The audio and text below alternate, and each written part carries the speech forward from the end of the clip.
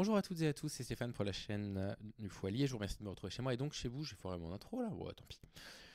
Tant pis, tant pis. Une petite brève aujourd'hui, il y en a pour 5 minutes. On vient d'apprendre quelque chose d'assez choquant. C'est une brève qui a été partagée par L'Important, c'est un journal en ligne, qui dit ceci: à Toulouse, une jeune femme de 27 ans écrase avec sa voiture l'homme qui venait de la violer. Donc voilà l'article, vous allez voir, il est particulièrement court. Une affaire de viol présumé survenue à Toulouse le 15 octobre 2023, qui a récemment pris une tournure inhabituelle avec 2 plaintes croisées qui ont conduit à des mises en examen. Donc une femme de 27 ans a porté plainte pour viol après une soirée en boîte de nuit à Toulouse. Elle a expliqué qu'elle avait accepté de ramener un homme de 28 ans chez lui. Cet homme l'aurait violée. De plus, la plaignante affirme avoir écrasé l'homme avec sa voiture lorsqu'il est sorti du véhicule. Les enquêteurs ont rapidement lancé des recherches pour retrouver le suspect, en vain. Cependant, mardi 24 octobre, un homme de 28 ans s'est présenté de lui-même à la gendarmerie de Saint-Jory marchant avec une canne. Il a déclaré vouloir porter plainte contre une conductrice, affirmant qu'elle avait tenté de l'écraser. Les gendarmes ont établi un lien entre les 2 plaintes et ont placé l'homme en garde à vue. Oh, sniff. Non mais le sentiment de toute puissance. Hein. Le sentiment de toute puissance. Le mec, il a violé, il a été renversé, donc il a été blessé. Oh, sniff. Et le mec va porter plainte contre la fille. Hein. Elle a toute puissance, quoi. Il a reconnu un rapport sexuel avec la plaignante, comme d'habitude, mais il a soutenu que cela s'est fait de façon consentante. Cette situation complexe a abouti à l'ouverture d'une information judiciaire pour viol aggravé. Le 26 octobre 2023, l'homme de 28 ans a été mis en examen et placé en détention provisoire. Alors, j'aimerais poser 2-3 questions quand même. Ok, il a été écrasé par une voiture, c'est pas bien.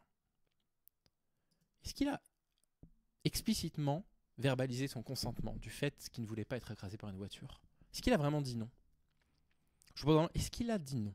Alors, j'ai plein d'autres choses qui me viennent en tête. Qu'est-ce qu'il faisait dehors, tout seul, comme ça? Je veux dire que si vous marchez dehors, bah oui, bah les gens se disent, ah bah il y a quelqu'un qui marche tout seul dans la rue, bon bah peut-être qu'il a envie d'être écrasé, après tout je ne sais pas. En plus de ça, excusez-moi, mais est-ce que par hasard cet homme serait pas abonné à une revue automobile? Hein, parce que le type il s'intéresse beaucoup aux voitures, il s'intéresse beaucoup aux voitures de près, hein, même hein, probablement, hein, comme beaucoup d'hommes. Du coup, bah, je sais pas, moi je vous pose la question, est-ce que par hasard il avait pas un peu envie de se faire écraser? Hmm. Ça fait bizarre hein, quand on retourne ça. Hein. Ça fait bizarre quand on retourne ça contre vous, hein, contre vos arguments. Et j'aimerais juste te dire, pas toutes les voitures. Ah, attention. Hein. Alors moi, je conduis une Clio 2. Je vous garantis que ma Clio 2, elle écrase personne. Probablement aussi parce que si j'essaie d'écraser quelqu'un avec ma Clio 2, ma voiture se retrouve au garage pliée en deux et le mec, au mieux, il a une petite entorse de cheville. Je reconnais que je ne vais pas commettre énormément de dégâts avec une voiture dont je fais 2 fois le poids. Il n'y a probablement pas de doute là-dessus. Mais bon, voilà. Voilà. Et puis, il a déjà été écrasé par le passé, ce monsieur? Il a déjà été renversé par une voiture? Mais si oui, est-ce qu'il cherche pas un petit peu volontairement des voitures pour se faire écraser? Ah, on se demande tout ça. On se demande pourquoi il n'a pas porté plainte avant? Pourquoi il a attendu une semaine pour porter plainte? Alors qu'il venait de se faire renverser par une voiture, c'est bizarre quand même. C'est étrange. Est-ce qu'il voudrait pas porter plainte contre la voiture pour gagner de l'argent de l'assurance? Parce que les fausses déclarations, c'est quand même... Bon, bref, vous avez compris. Ce qu'il faut retenir pour moi de cette information-là, c'est que malheureusement, dans un pays où la justice n'arrive pas à faire condamner les violeurs, vous savez qu'il y a 1% des personnes qui commettent un viol en France qui vont ensuite, qui reçoivent simplement une peine judiciaire. Je ne parle même pas de prison. La prison, je ne sais même pas si elle est particulièrement efficace. Hein. Mais dans ce type de pays-là où on a intégré collectivement, malheureusement, que la justice allait avoir du mal à nous aider, bah vous avez des femmes qui se font justice elles-mêmes. Et malheureusement, parce que si le viol est reconnu, elle recevra des compensations, mais si jamais il n'arrive pas à prouver le viol, parce que c'est dur à prouver un viol, la matérialité des faits est difficile à prouver, bah elle pourrait bien être condamnée pour violence aggravée.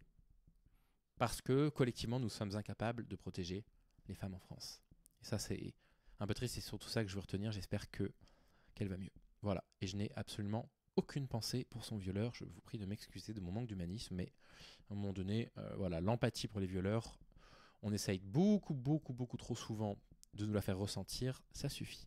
Voilà. Bonne journée les amis, à demain.